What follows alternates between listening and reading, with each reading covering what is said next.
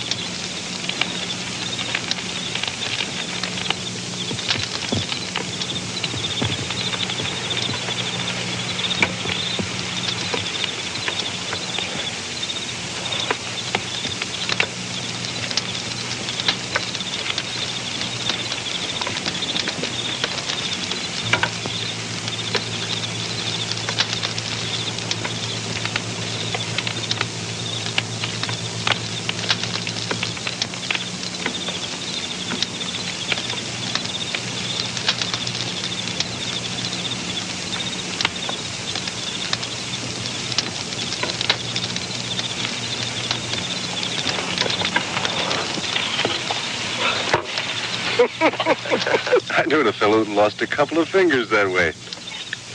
I just can't wait no longer. That wasn't thunder you heard a while ago. That was my big gut tearing up my little one, and I'm a-fixing to head it off before it gets to my backbone. Boy, reckon we better pitch in, fellas. The rate them's going, we ain't gonna have nothing left.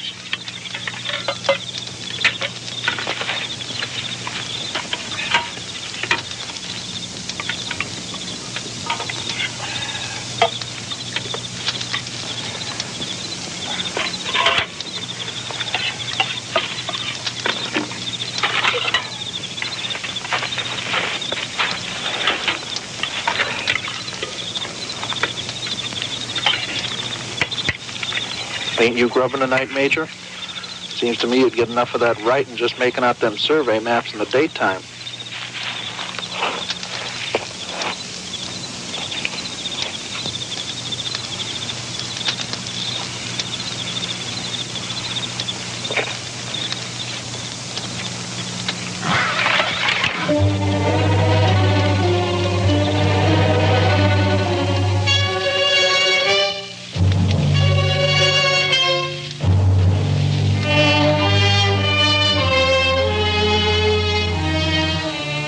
You gave us a start. We didn't expect you back so soon. Had a change of plans, Major. Sort of figured you'd be more interested in this than Camp Meade.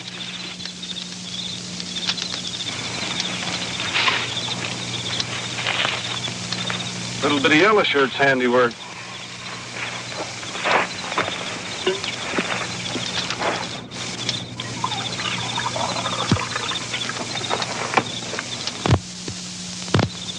I'd hoped that renegade had learned his lesson after the skirmish we had at the Big Muddy last spring.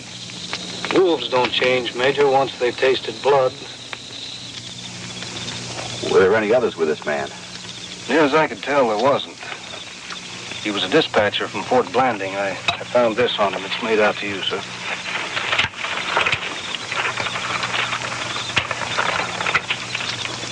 The treaty with the Mescaleros has been broken. Yellow Shirt and his band have ambushed the supply train from Fort Haines and butchered all troops. You are hereby ordered to return to the safety of the fort immediately. Signed, Colonel Redding. Men, we're going to break camp in the morning. Private Hatfield, see to the bearing of this man as soon as it's light. Yes, sir. Corporal Hawkins, you'll take the first watch. Yes, sir. Private Simmons, you'll relieve him. Yes, sir. Come on, men, let's get this fire out.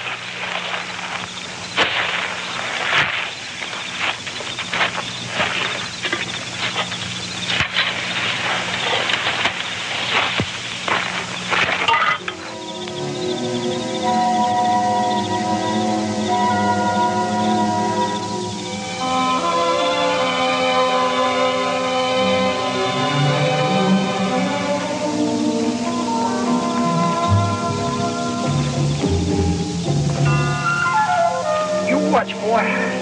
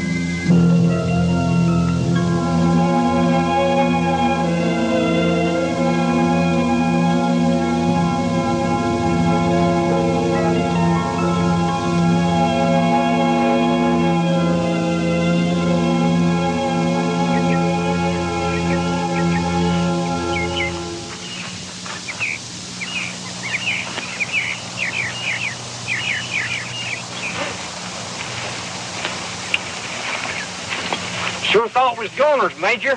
What'd you make them devils stopping like they did? I don't know, Trooper. I don't think we better wait around here anymore and try to find out either. Let's pack up and get out of here.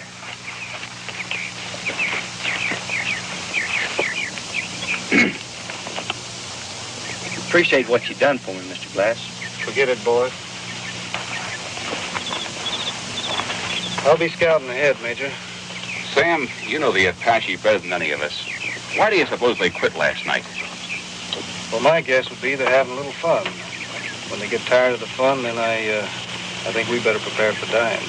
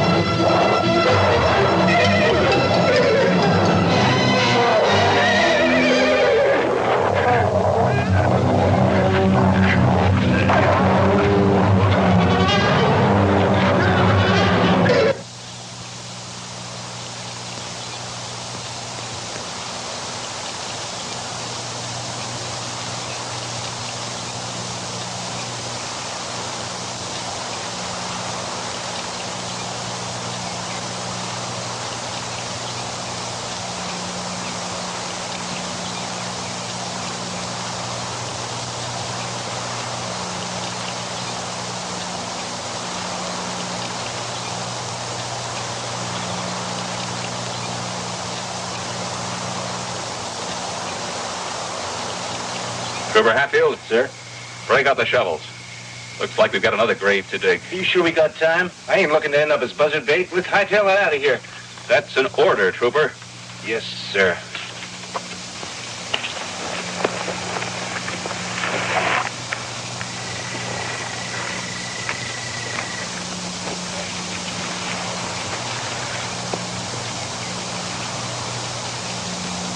I don't know what you thought of this man, Lord.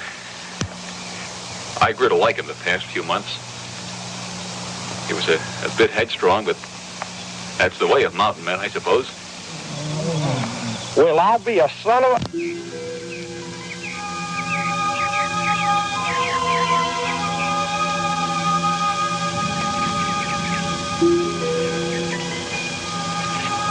He can't last more than a few hours.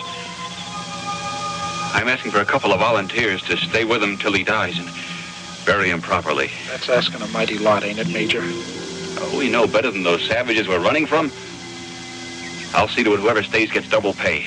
Ain't much need for money with your head splitting wide open from a tomahawk. Under the circumstances, I'll forgive your insubordination, Jenkins. What's the matter with you men? I don't think there's one of us here doesn't owe a debt to Sam Glass for something. And what about you, Trooper? Where would you be now if Sam Glass hadn't sucked the rattler poison out of your neck that time? And you, Hatfield, who was it pulled you out of the muddy when the Apache shot your horse out from under you last spring?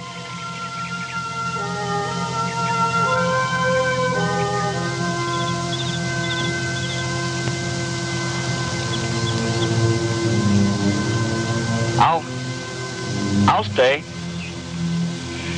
Double pay, huh? That's a mighty tempting offer, Major. You're volunteering?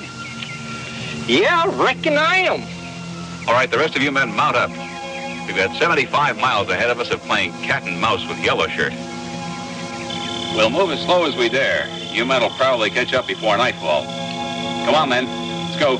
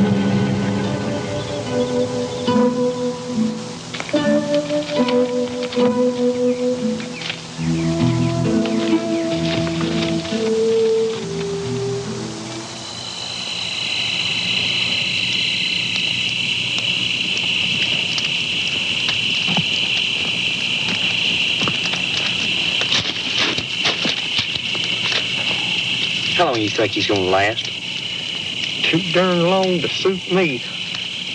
Hey, did you hear something out there? Shut your lip, boy. You're making me nervous. Sorry, just thought I heard something. You're gonna keep hearing things out there till you jump out of your hide. Lem, what you gonna do with your extra pay? I'm gonna get me a quarter rye. Yes, sirree. A quarter of that rot, gutness rye you've ever seen. That's what I'm a-getting. Hey, boy, did I ever tell you about the time I caught myself one of them Blackfoot squaws? You know them Blackfoots, they're different than them dog-faced. They don't mind a white man throwed in every once in a while. For variety, I reckon. You think if I gave him a drink of water, it might help to ease him a bit?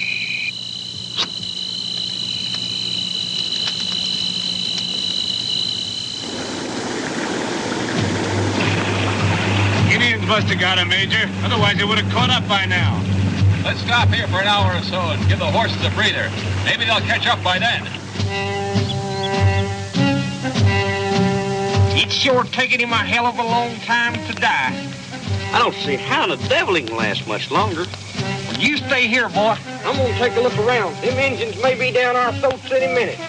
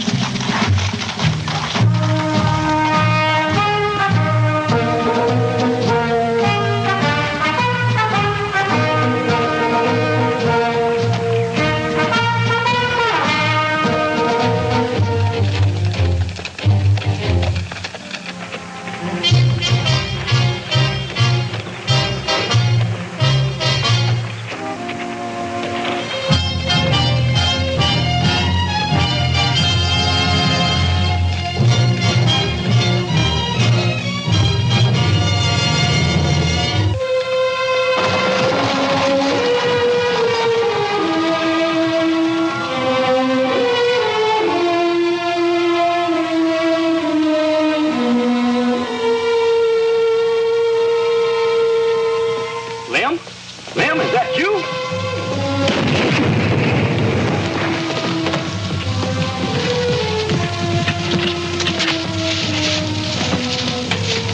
You darn fool, you went in there and blew my head off. We ain't staying here now. That shot'll bring every engine for miles around.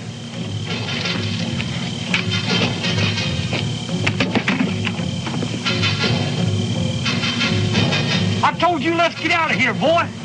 But Lem, he ain't dead yet. As far as I'm concerned, he is.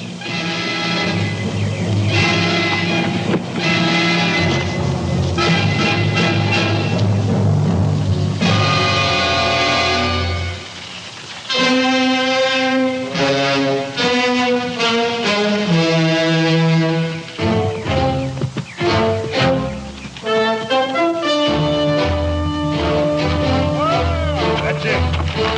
Good. Anyone in here?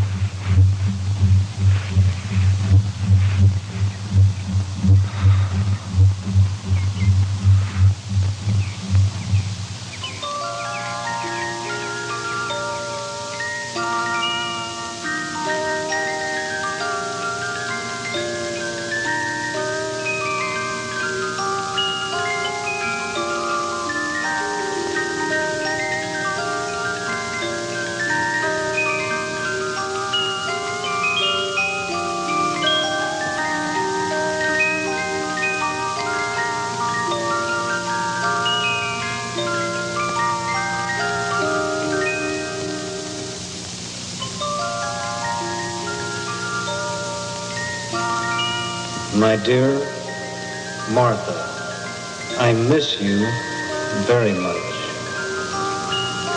I know that I said I'd be home by now, but Major Henry promised me a bonus for this last trip. And it means that we'll have enough money to buy that little piece of ground that we've always wanted over on Spring Creek. I hope you like the music box. I picked it up at Sutter's store a couple of weeks ago. Trooper Joe said he'd deliver it along with this letter. Tell little Sam he's to be a good little boy and help you with the chores. And tell my little Rachel that Papa will make a cradle for her dolly when he gets back. Martha, I know it's been rough on you and the kids, but we'll be together soon, the way a family should be. I love you, Martha. I love you very, very much. Sam, P.S. There's been no trouble at all with the Indians.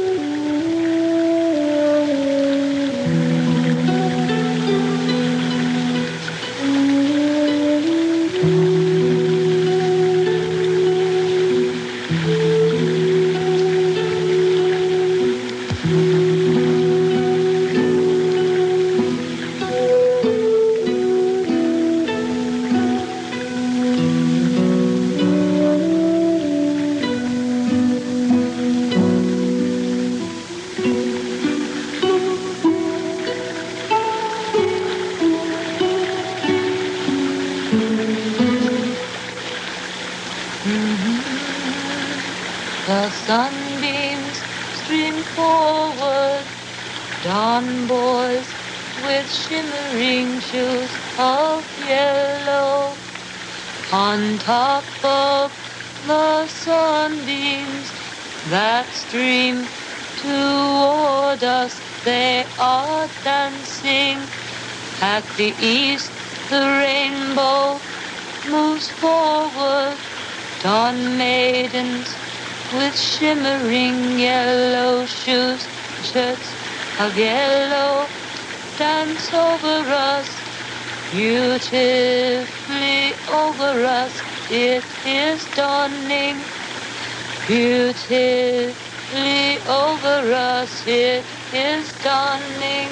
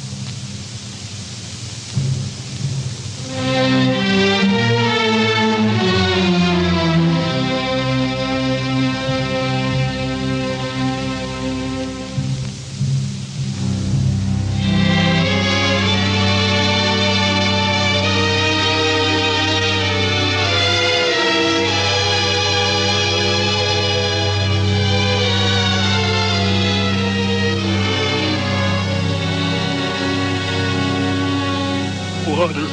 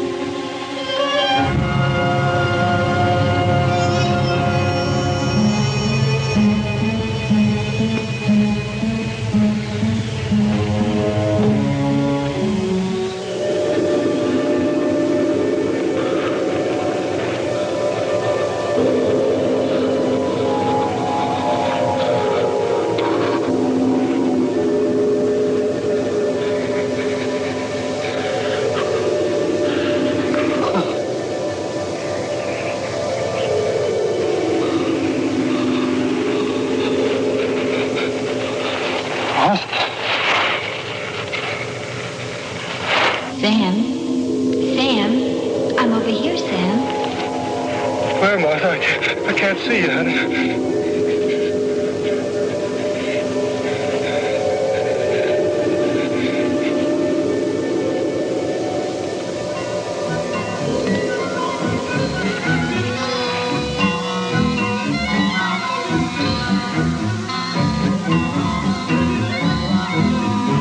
Coming home, honey.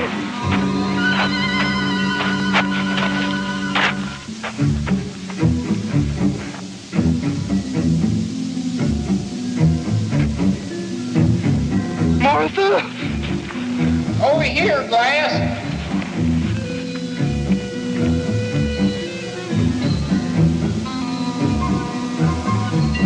Over here, Glass.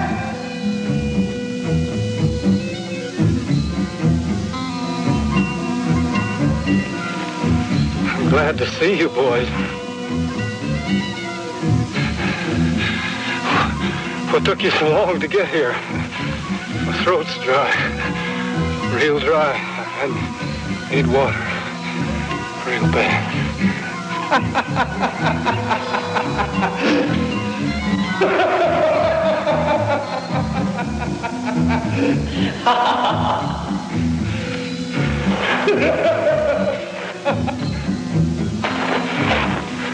Wouldn't deny a man a drink of water now, would you, boys?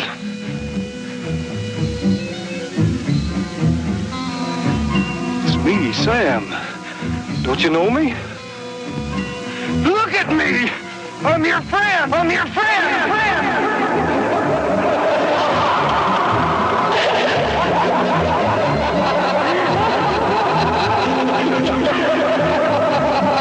We ain't friends no more, you can bet on that! You're yellow! The both of you! I ought to lead you to the wolves!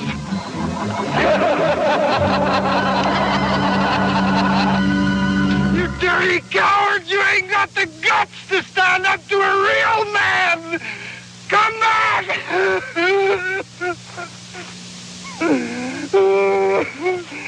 Martha! Martha!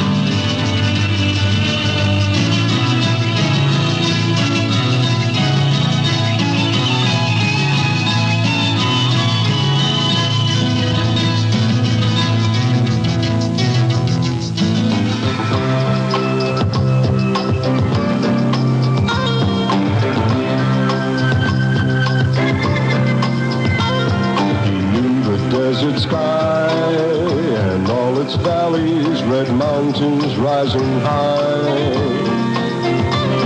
He was a gentleman and couldn't stand it knowing he might watch his people die.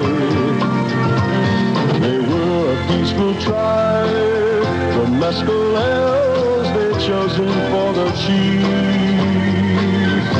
A yellow-shirted legend running free, a man called Sheep.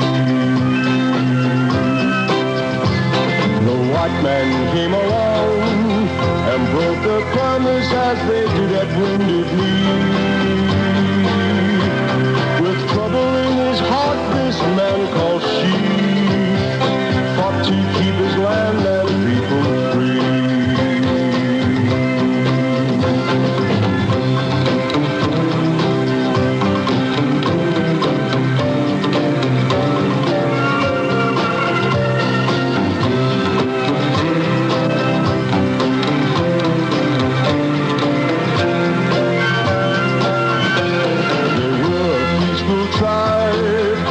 Mescaleros they're chosen for the chief. A yellow-shirted legend running free, a man called Sheep. A man called Sheep. A man called Sheep.